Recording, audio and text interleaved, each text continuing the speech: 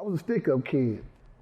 Just to rob folks. Dabbled in the D game a little bit, you know what I mean? We wasn't no drug lord or nothing like that, but I dabbled in the D game. Not proud of it today, but sticking you up was the things I did, and so different man today. Long Beach, California can be very deceptive to the human eye. A city known for its waterfront attractions and palm trees has a dangerous underbelly. One product of the city is J.J. Fomby, a notorious former stick-up man and when active, a member of the Long Beach Insane Crip gang. This is his story, Sand Beneath My Feet, on the Digital Soapbox Network.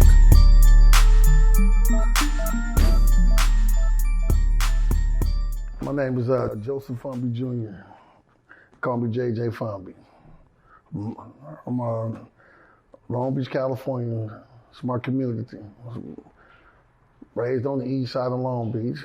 When I was active, I was part of the Long Beach Insane Crip gang. You was kind of got a notorious reputation, had one.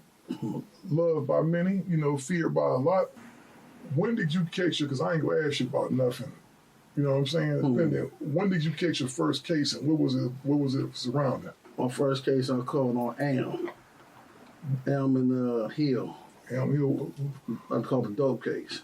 You got a dope case? Yeah, I got arrested by a task force. At the time, in those years, there was a task force that arrested me. Yeah, I remember those guys real well. they jumped out on you, huh? Lyrical monsters in Dickie shorts and some tank tops. Flow bout to bounce off you squares quick as a bank shot. Smooth as a finger roll. I be on the same block where niggas got the same guns a tank got. But I ain't got a name drop. Used to keep the thing cocked, still lyrically bang Glocks. Pull up on 24s at the Wang stop. Back in the day, they made Coca-Cola soda with Yola. These days, niggas on the corner making that cane pop. I was on Atlantic and Willow in 94. Muscle Records put you to sleep on that pillow with grimy flow. 26 years later, I'm still a killer, a gorilla, nigga, Mighty Joe. Crooked spitting, the only life he know. When I met Fomby 30-some years ago, damn, that sounded just like yesterday, 30-some years ago, and I came out here fresh Ohio and had no money, he had put me up on the hustle. And I said, yeah, that's how we do. They said, yeah, you can make some money real fast. Ain't no reason for you to run around here broke. This whole little area right in here is our little basis of operation right here. They used to crack off over here in the early 80s, early 90s, man. It was jumping off over here. You can't tell now, it looked nice and peaceful. It looked like a nice and peaceful neighborhood, man. And that's where we was at, holding down court. And this was a spot right here to where we used to get our burgers and stuff over there. We go over there, man, I make my first $200-300, walk over here and give me an order of chili cheese fries. and just had to crack and see, he's a bad influence. How much time you do surrounding that case? I was a juvenile. You was a juvenile? So I did several months, and then I was back out, and for the good part of it, the coaches and members of the church and the community spoke up for me and got me back to playing, going back to school and playing football. Old school explosion on the Mitchell lot. We got the whole enchiladas. Bring your Gucci, Louis, Fendi, Prada. Homegirls and all of your partners. Mario, I had great times, great memories here, man. Great memories with guys from different ethnicities, different cultures. And I experienced a lot by playing football here and being in ROTC. There used to be a bungalow right there. That's where we used to go to class for ROTC. So it's like when I went here, is either you went to Poly or you went to Wilson. And a lot of homies went to Poly, and the rest of us went over here with the Wilson. I used to go back and forth from my cousin and went there and had homies. I used to go up there and mess around, chase my old lady that I got now when I'm in love with, chase behind her, and just go up there and start some problems. They like, it's the homie. That's funny, man, how time flies. I remember these places look way different, man. Yeah, man. It was it's different. They didn't spruce it up, but this field wasn't. There used to be Taco Bell right here. This we used to congregate right here. There was some apartments right here.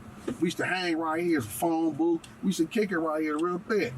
And get in our little activity. We knuckleheads on do what we want to do type thing. But man, after the game was going on, the drums going and everybody hanging after the game was over. Then we got the Bruins Den down there we used to hang at.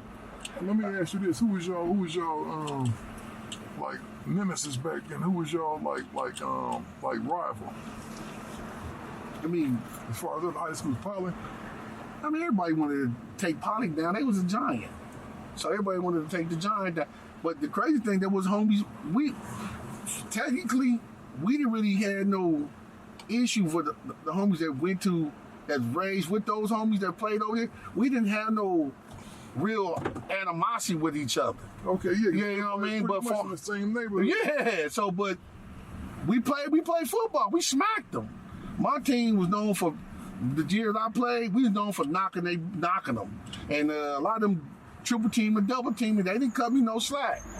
And a lot of them made it to the NFL or went to Division I or even Division II or some went to Division III. But they all those guys went to college and some went to the NFL and one would play Major League Baseball. So yeah. Coming up in the 80s, there was a different type of atmosphere, you know what I'm saying, where the culture was, build your reputation, and we in a Crip City, Long Beach, so that's what we did. We built our reputation, you know what I'm saying? And we was, some of the solid ones that's well respected to this day, you know what I'm saying? And Fomby, he was one of them extra ones, you know what I'm saying? You got some homies that's just regular homies. You got some that's just extra.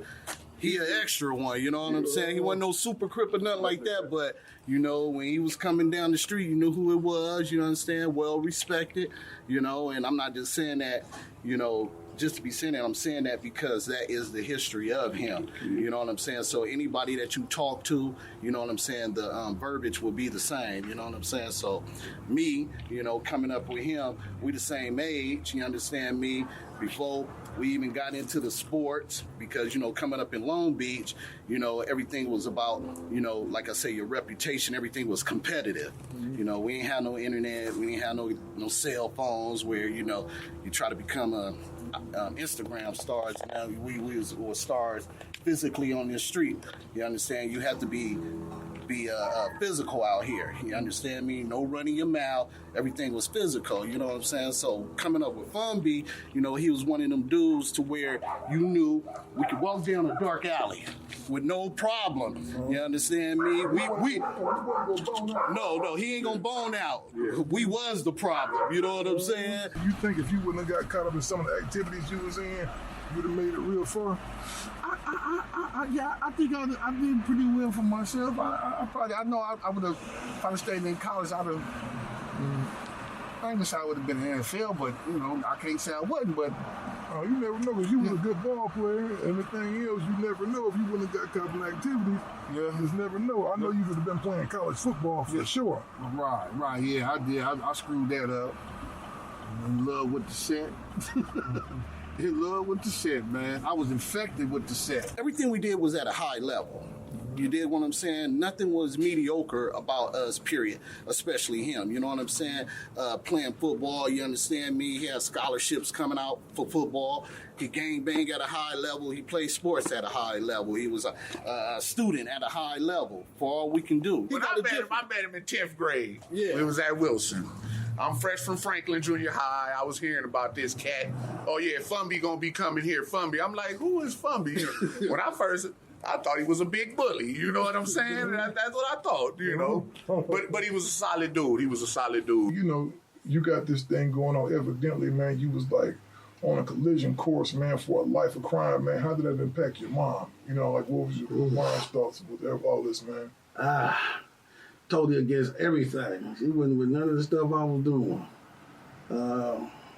Impact psychologically, it did some damage. And I just now realizing in the last later years that the impact that it took on her. Mm-hmm.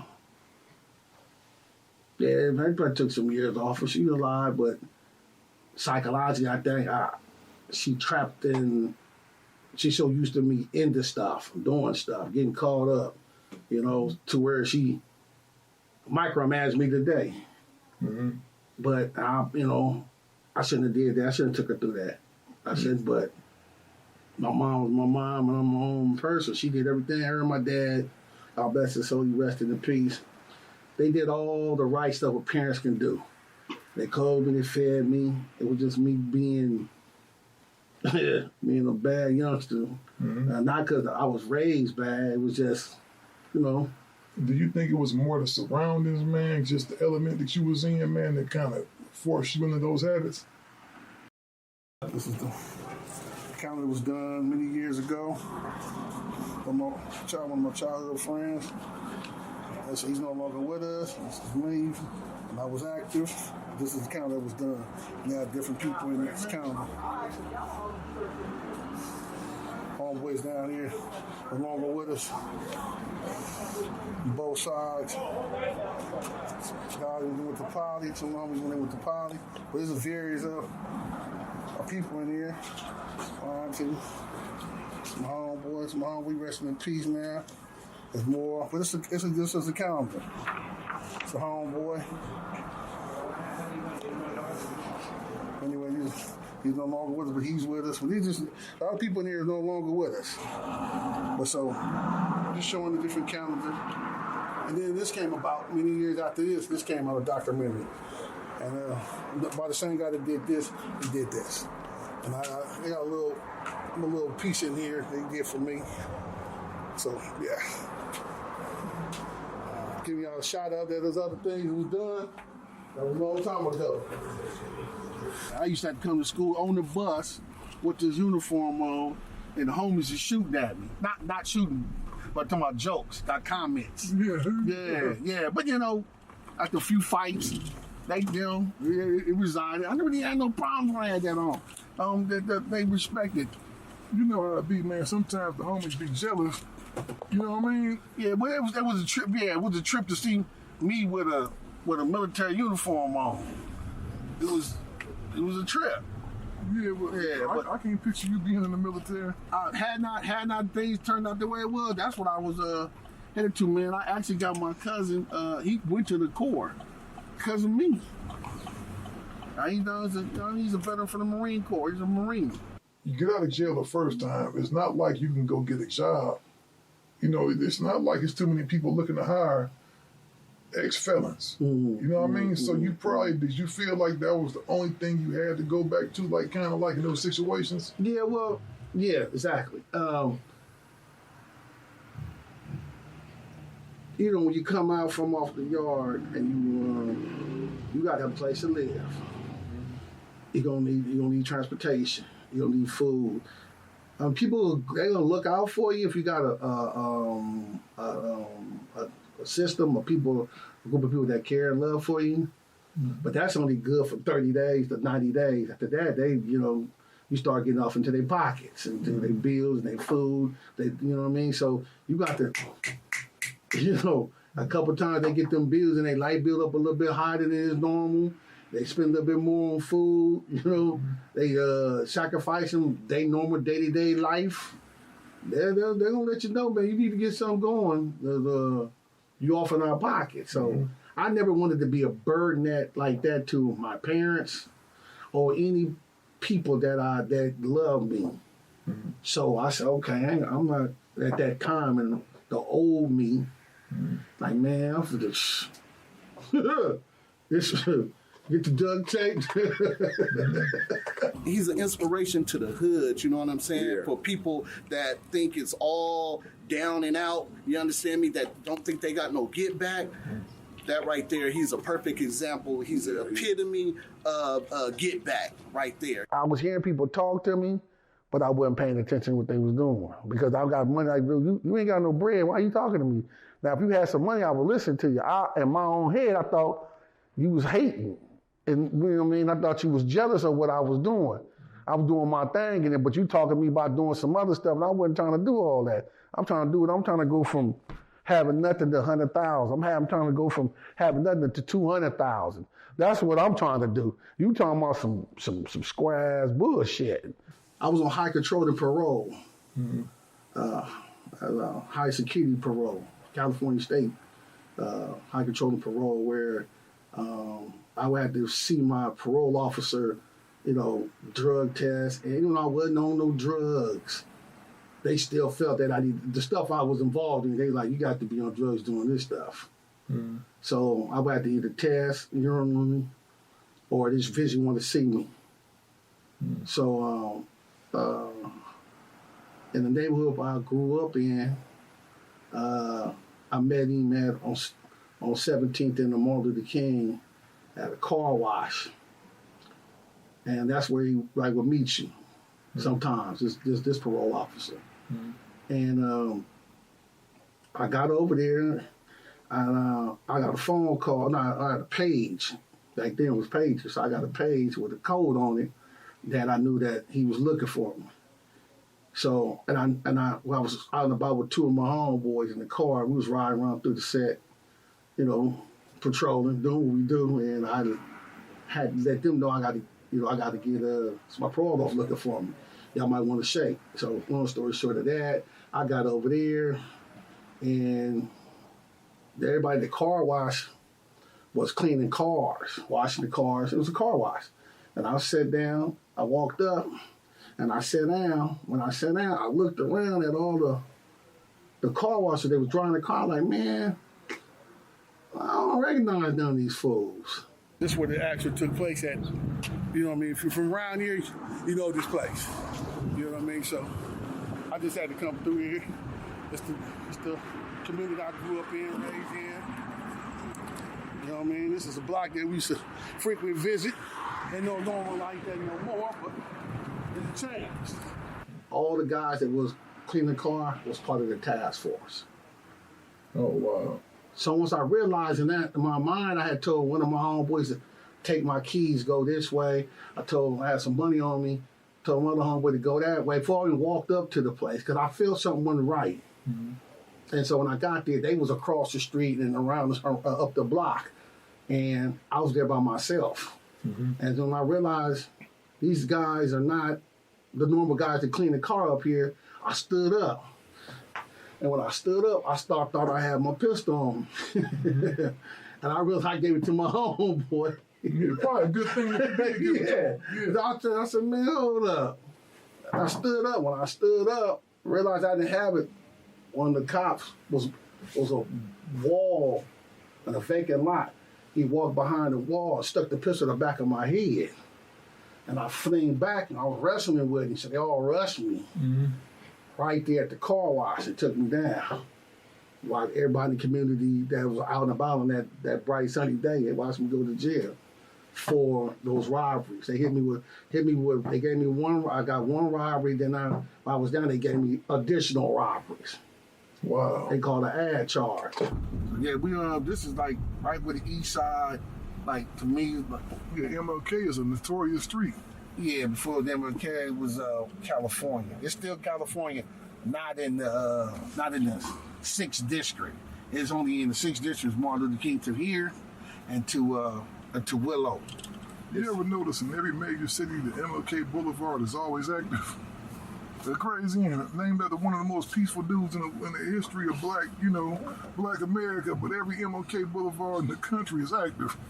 Yeah, I didn't know. I never looked at it like that. I know this one. All you do is, if you live around here in Los Angeles County, you looked at the news. You see what's been popping up on the news. How many times did you wind up getting to that case? Had to pay the attorney on that case, so I ended up doing what I got 5 years. You got 5 years? Yeah, I took a deal for the one robbery. Okay. And the rest of the robberies they couldn't stick to. They tried, and they wasn't my robberies. But how you gonna tell somebody who got a robbery that those ain't your robberies? You know what I'm saying? You can't. Oh, them ain't mine. That's blah blah blah blah blah robberies. Or you know what I mean? I don't. Or you just don't know who did it. And I couldn't. You can't say that. You got to fight them off. You got to fight them off. Yeah, you can't put nobody else. Yeah, no, them you. Yeah. You know, if they you, they yours. If you did them, they yours. If they say you did them, but you got to fight them off by going to trial and proving that you were not the person of these robberies. Like the places I've been, like Pelican Bay, I was there for a short period of time. The New Folks, I've been there twice. I've been to Calipatra. I've been to Tachi Max, 4A, 4B, level 4. You understand what I'm saying? I've been to reception centers, Tehachapi, Chino, Delano. Those are reception yards I was on. I've been to Pleasant Valley, level 3 yard. I've been to Avenal. That's why I got released from Avenal before it went to SNY. The yard I was on, I think it was on 5 yard for the SNY. I was on that yard. That's why I'm in a Perona from.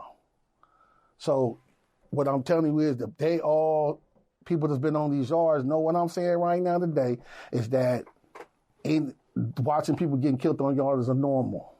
The New Folsom C yard, the backside.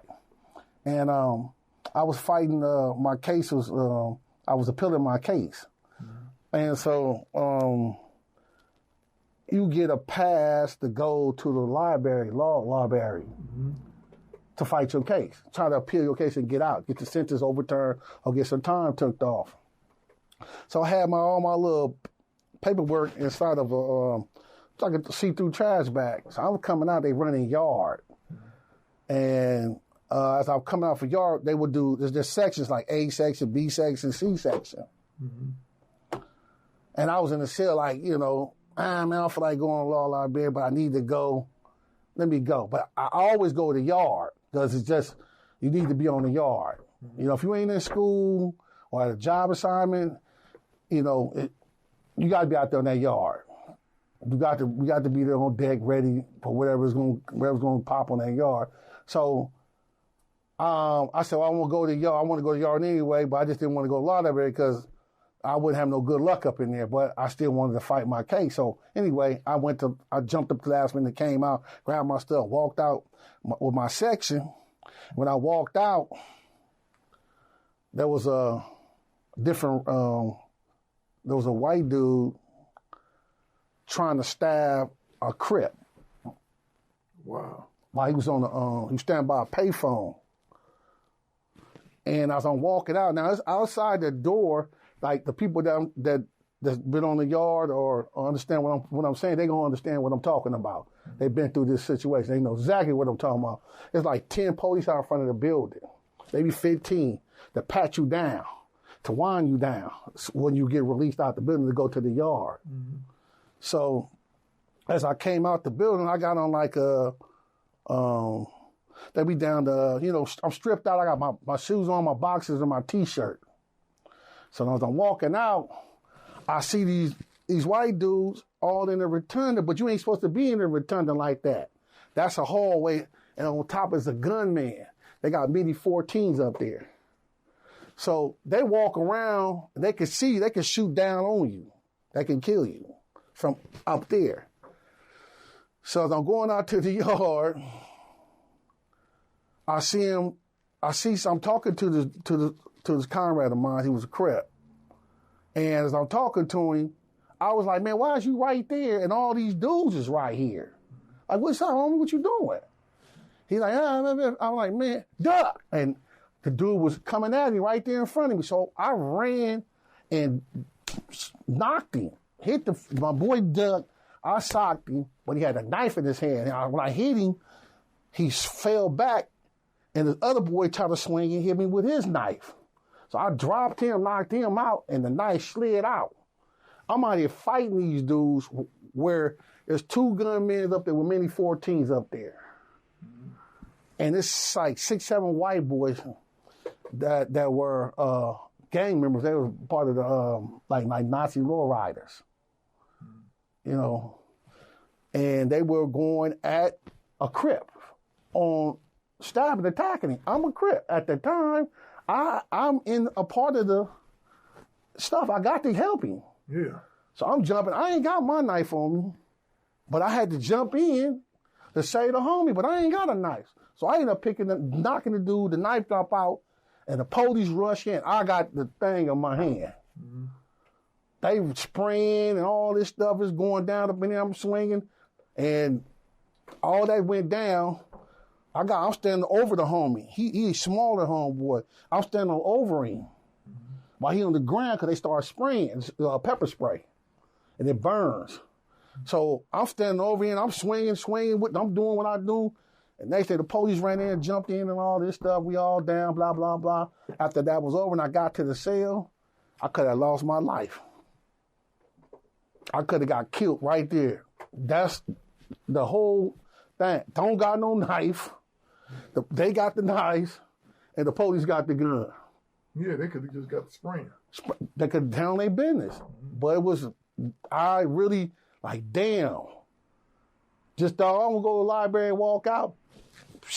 Pop, that quick. I could have ran off. I could have acted like I didn't see it, but that ain't in my nature. I couldn't leave a homie like that.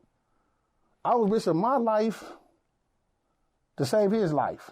Kids are the future, and I need to make sure I'm a vessel. Like I said, I'm just one small entity, but I'm a vessel that I can come back and just, if I can just get one, save one, to not do the things I did, to go down the path I went, the direction I went, I think I did great. The thing that got my ass from over here, though, one day I was out here and I got greedy, right? I said, fuck that, I was out here, man.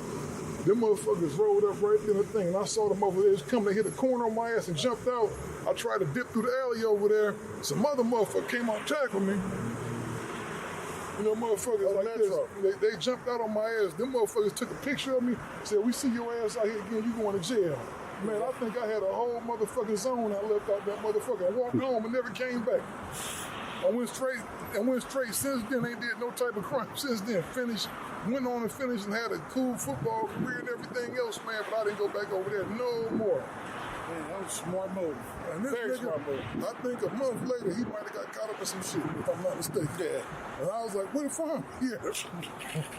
Didn't nobody know where Fomby is at when my nigga was gone and shit.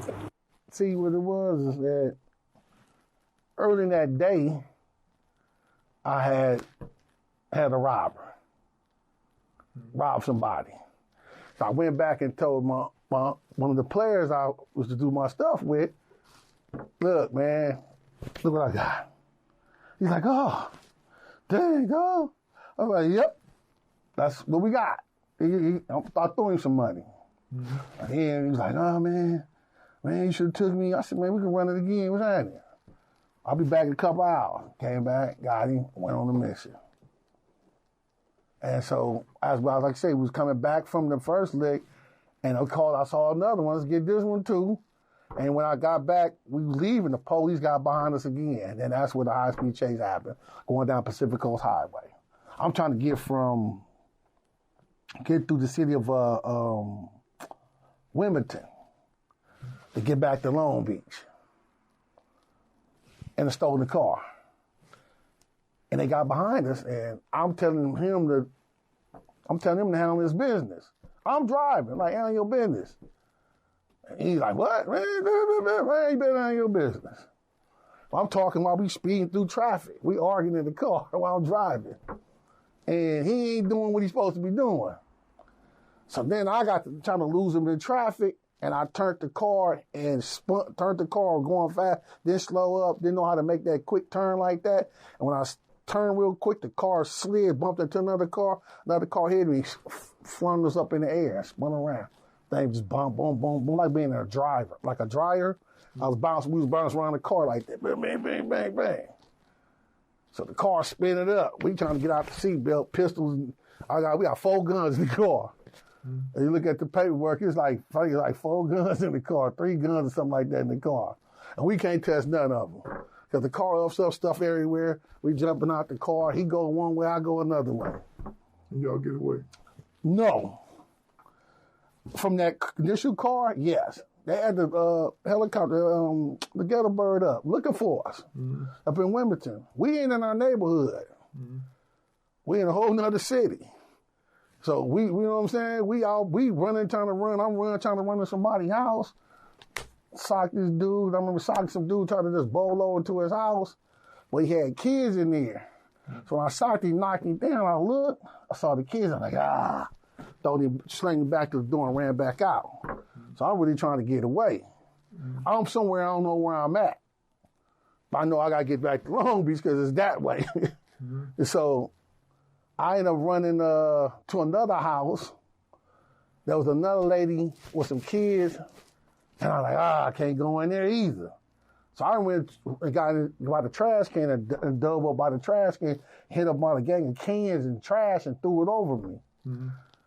And somebody, I don't know who it was, they told the police he right there. They had the dog and the police. The dog grabbed on my shoe, pulled my shoe off. Wow. Then they drug me out from out of the thing. So I'm wrestling with the police, LAPD out there wrestling. Like 7, 8, 9 of them. We out there wrestling. That time, I was a little strong there. So I'm wrestling with the police. They take me down, put me in the car. They're like, where the other dude at? I don't say nothing. Ain't no other dude. Mm-hmm. Ain't no other dude. I'm not even talking to them. All they were trying to figure out who I was, where I was from, and what I'm doing over here. Mm-hmm. Where you from? Had me hog-tied. Had me hog-tied. They just want to ask questions. I ain't asking nothing. I'm going to jail. Get the burritos ready. I'm waiting for trial. It's over for me. I'm going. They find him in the trash can. He in the trash can with the police. He down the way. It's like a gang of police by the trash can saying, look, we've been out here for a couple of hours. We can't find this supposed alleged another dude in there. They couldn't find him. He started moving in the trash can. He said it was a rat. He told me, he said, a rat in the trash can. He started moving around. The police were standing all around the big gondola. Mm-hmm. He in a gondola. They lift the thing up. He in the gondola. I didn't know where he was. And I ain't talked to him plus that. So I don't know where he went. I was like, okay, good. It's just me going to jail. So you know what I'm saying? I was shut up until I get a lawyer. And, you know what I'm saying, take a deal and go on, maybe I could beat the case or just get the less time and go on hang out with the big homies. Mm-hmm. That's why I was thinking at that kind of mindset. I was thinking at that time. In school, like I said, then I didn't see him no more, and I don't know what happened. Then he was going through his travels through life. So, then I ran into him again, and I'm like, okay.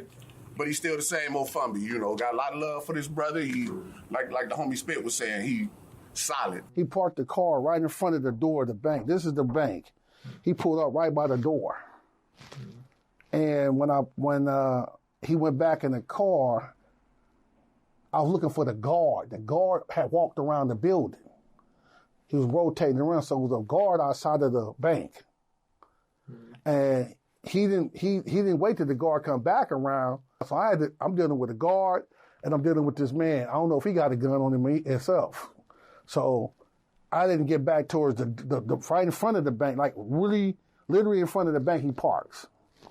So when he got sat in the car, when he shut the door, I'm on him. From that point, I took the keys out the car and give me that bag right there. And he was like, shaking. He was scared. He should have been scared. It was serious. Mm-hmm. I was serious, and the moment was serious. Mm-hmm. The rest he gave me that bag, and the bag was like, what was it, $24,000, something like that, $27,000, something like that, around there. I got to look at the paper, but it was around that amount of money. So you get away with that? That day. Somebody tells them. Weeks later. What do you think possessed this man to tell your business? What do you think made him rat on you? Was he caught up in something else? He got busted. He didn't follow the script. And he was young. And he really wasn't about that life. He wasn't serious as I was. He was more my fault because I was dealing with somebody that I never played played on the move like that with, and it was a younger homie. And I thought, okay, he said he really with it like that, I heard this about him, blah, blah. Okay, you really like, okay, I got you, come on. I got something for us to do. It's time to go to work. Let's go. And I brought him on. And I took him on another mission, and we got away with the money, everything went smooth. So I thought he was really about it, but he was just the driver. I'm doing all the hard work. You know what I'm saying? I'm doing all the hard work, but that when the cops catch him, he went to singing immediately. Man, I got word got word from his people that he told. So now I know the police looking for me. So I'm dancing and dodging and tucking and, and they catch me. Man, I told you, they called me at the car wash. That's what the detail team was for. Okay, man. He's also an inspiration to the Yeah, he is. You know what I'm saying? Because we got, a lot of black folks, a lot of folks from the hood that's locked down, that's incarcerated, that got all day. Yeah. You know what I'm saying? And he was one of them people who had all day. You understand me? And he came home. You understand me? So it was like when people saw him come home, they was like, if Fomby can come home, anybody can come home. You know what I'm saying? So he was like that inspiration real talk. to this day, to where you was a lifer, homie. You understand me? I'm sending him wet for it. He's doing the green dot. I'm doing everything. You understand? And the homie, Photos. because photos, and that's my main thing. Everybody know me. No, I'm gonna send you some photos. I ain't gonna send you 10 or 20. I'm gonna send you about 100. I ain't gonna write you no letter. You gonna read the story by looking at the letters or the pictures that I seen. You figure out what the hell going on out here. Constructive possession, California, LA County, was treacherous. I ain't never heard of none of that stuff in my life. The weed was in some baggies. I remember back in the day, used to, well, you didn't, but there was baggies of marijuana used to be sold. So it was a few bags. So the bags, once weed is bagged up at that time, if you have multiple bags bagged up individually, that constitutes as a possession of sales. Wow. Yeah, I didn't know that. I mean, I know about the baggies and stuff because so I didn't. So if you get caught like that, they gave you a third strike behind some weed. Right. What happened was, I can talk about it. I'm not guilty of it. I had a dope house, selling dope. I came up with some dope, some cocaine. I was selling rocks out of the house, and a informant came. Didn't know it was the foreman at the time. Bought some dope from one of my workers. I had a worker. And he was an informant. And he walked back to the police car and told the police, I saw that picture of Fomby. He's in the house. And the city of Long Beach was paying him for all his attempted sales and his sales. Cash. So once he went back and told them that I was in the house, that's when the SWAT team came. And the SWAT team came, kicked the door in, turned out the lights and all that, and they ran in the house and all that stuff. And then I came out. So what I'm telling you is all documented. It's in the court transcripts, it's in the clerk transcripts, and then in the trial preliminary hearing scripts. So when they went in the house, now this is your third case, right? Yeah, third strike too. Third strike. So they just caught you with the marijuana though, right? No, they found some dope in the house. Mm-hmm. But the dope was my dope. That was the dope that the police put in there. Wow. I know it wasn't my dope because the dope was yellow. I had white dope. Mm-hmm. They showed yellow dope. Where I was, I didn't have no yellow dope. I flushed the dope down the drain. All the dope I had, I flushed. And I locked myself in the bathroom. I pulled the door so they couldn't get in the bathroom. So I cleared all the dope up and threw it in the commode.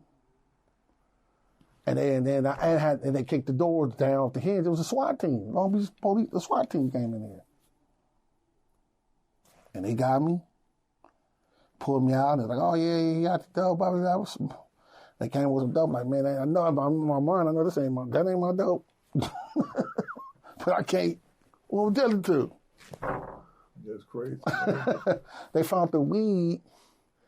It was like a door consolation prize. They found the weed in the microwave. So just weed. It wasn't even what they came for. They came for cocaine. Wow. So you fought that and successfully got off with that, right? Count one, count two, yes. Count 3 no. What's the possession of marijuana for sale? The possession of marijuana for sale. So they pretty much took down the giant with a BB gun just buying some marijuana. Yeah.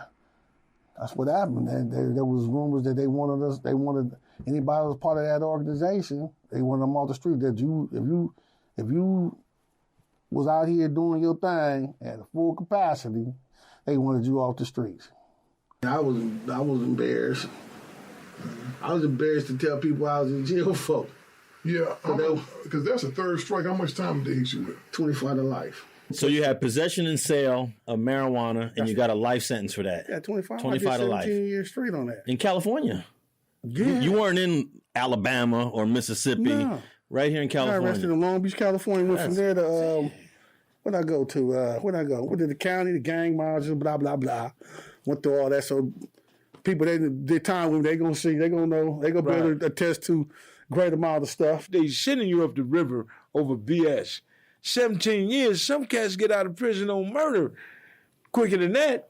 But to strike me out and take my life for that, man. Well, my guess is that the 3 strikes came out in 94, and they were just eager to start using it on people, and they saw you come and say, hey, we're going to use it on you. Yeah, basically what he said, even though we haven't had no extensive conversation, he already put it in a synopsis. You right on target. Yeah, he did. He was just right bam, right on target. He fought it, and then it just, nothing worked. All the courts, appellate courts, the second appellate court, Long Beach court, Sacramento, state Supreme Court, the federal court, appellate court, all of them gunned me down, everything. They wasn't letting me out. They didn't know I could wiggle up out of there. I was boxed in.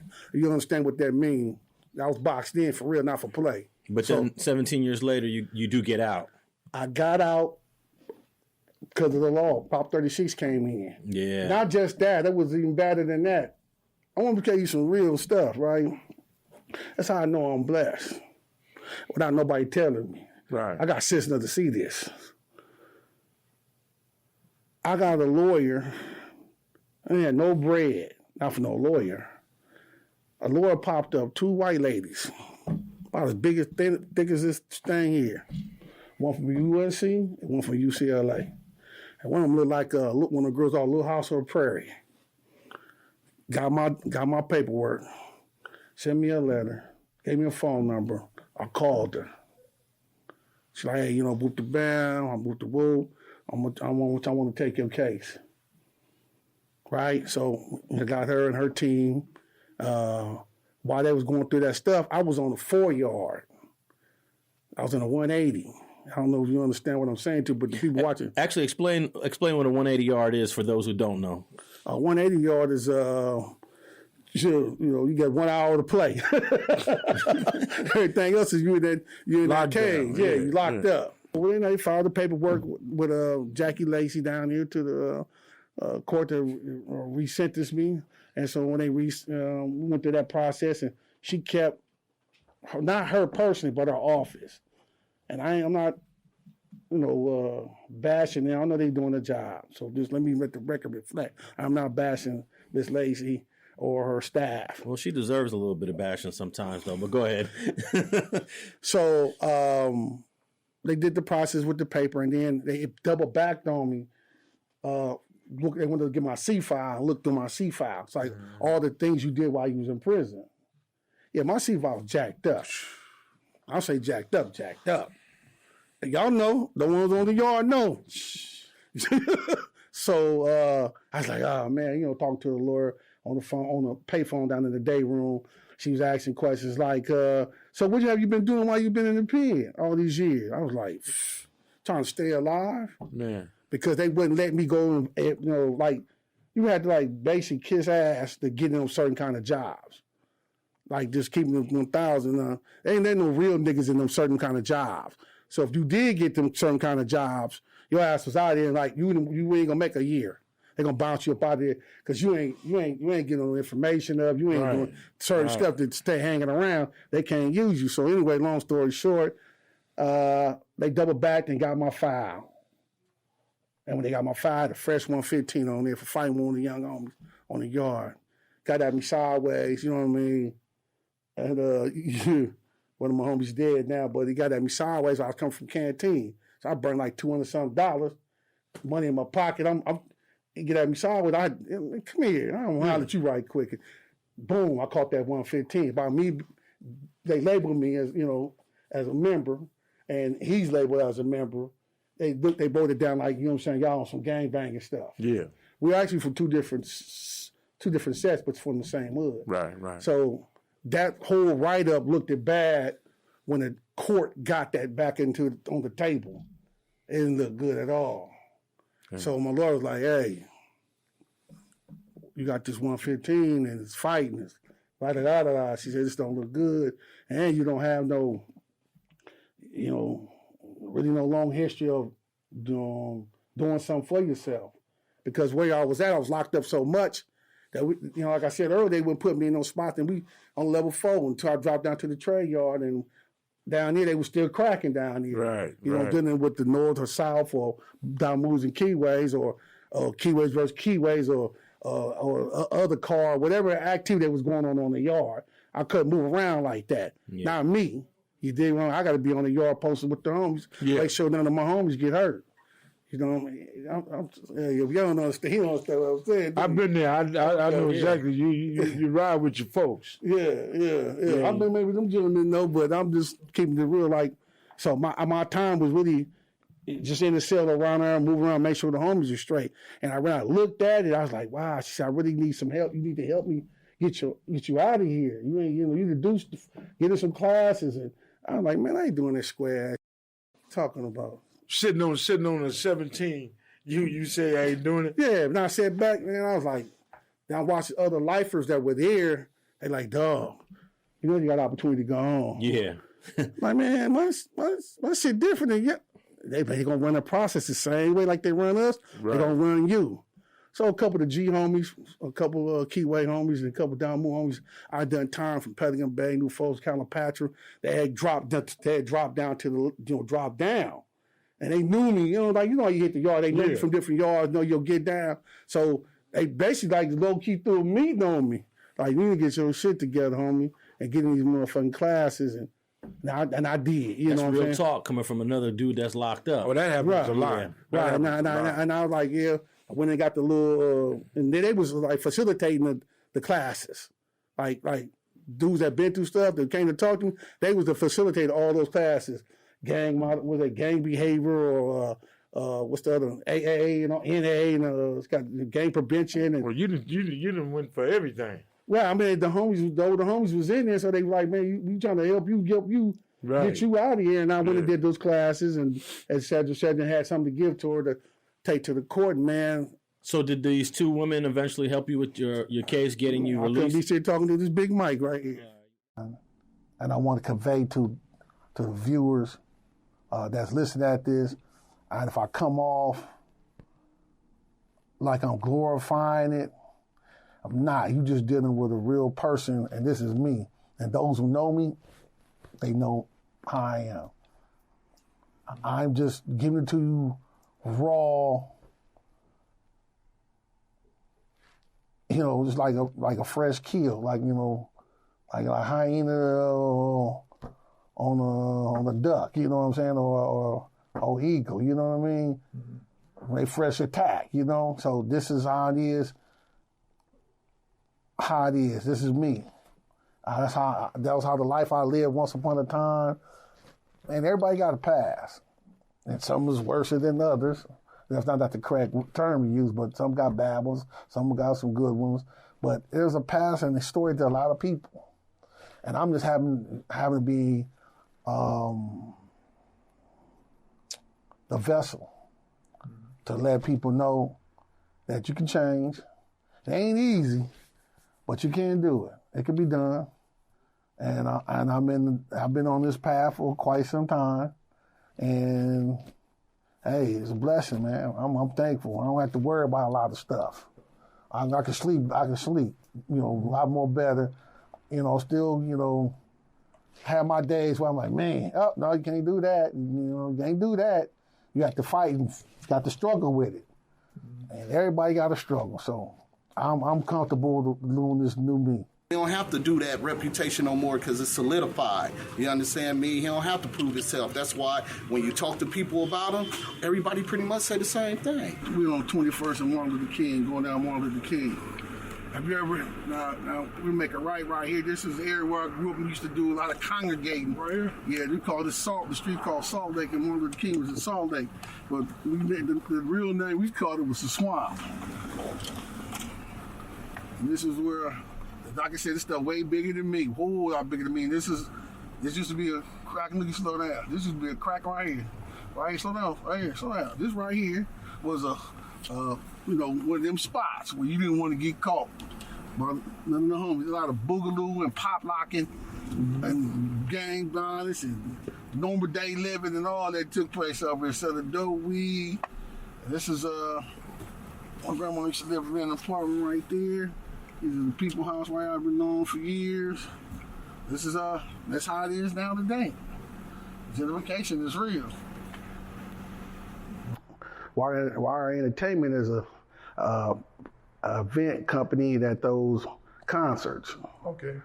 So I'm a part of the company, and we're dealing with artists, we're dealing with vendors, we're dealing with products, merchant, and so I'm learning that field that I never thought I would be involved in, but I got blessed with the owner.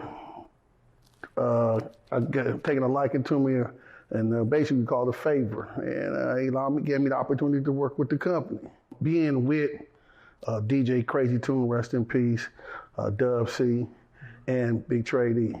They gave me the opportunity they brought me along and going to different concerts and stuff, and just being with them guys allowed me the opportunity to be where I'm at today. Like Crazy Tune was always fucking with the turntables and doing beats and stuff. And Dub was rapping, and then with Trey D, he was rapping, but he was more banging. So I used to hear them do it, but it wasn't like they think there was no money involved with that. Then I went back to the yard and they did their thing, man. They turned it into money and started making money with it. And like I said, I had no control of none of that. They just went. I was just sitting in the cell or reading about them in magazines and getting letters from them and pictures and stuff from them. They blessed me, looking out for me. So I was just like, man, they doing their thing. It was the mercy and the grace and the prayers of the righteous. And I got some prayer guys that prayed for me. And my moms and my dad, my uncles, my aunties, my cousins, I got them. They all prayed for me. My church, they prayed for me constantly, still do today. And like I say, it was the prayers of the righteous and me just sticking to the code and more the prayer and the Lord blessing me. Yeah. I coach football with my homeboy got a football league. And then I got a homeboy who got a football team in the football league. And he allowed me the opportunity to be a coach on the team and work with the team and speak with the youngsters and try to guide them in the best way. And I got another homeboy that worked with the other homeboy that brought me aboard to work with them. And I did, I do it now as those kids have grew up. So I see them in ins and outs in the community. They call me, I stop and shot. They didn't grew up, and I sit down and talk with them piece by piece. There was no cameras or nothing around. It was just doing it naturally, because when I was growing up, there was older brothers in the community who saw me doing my stuff, and they'd be like, "Hey, what you doing?" They need somebody from the church or somebody out just out the community. They say, "Hey, man, what you doing, man?" Like, I ain't doing nothing, but I'm doing some wrong. Yeah. And they would say, "Man, you need to be doing this, man. Stick to football, stay in school, do that ROTC thing, man." You know what I mean? And hey, I'm off to do what I was doing. You off back to the races. Exactly. And sitting at home, and they looking at these guys. They're rapping about this, they're rapping about that, but they're not really living that life, man. Do you think that's a detriment to our kids today? Yeah, it is. I hate to be the one to say that, but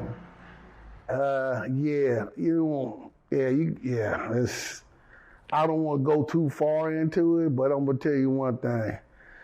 Don't get caught up in the hype. Don't look at this TV. Don't look at your iPad, the YouTube, or Snapchat, or Instagram, and really bite into that, man. Because once that's over, You can go eat your chips and cookies and do what you want to do, but if you really take that life and try to read that life, I ain't guarantee you're going to make it that far. You might die. Your chances of getting killed is high.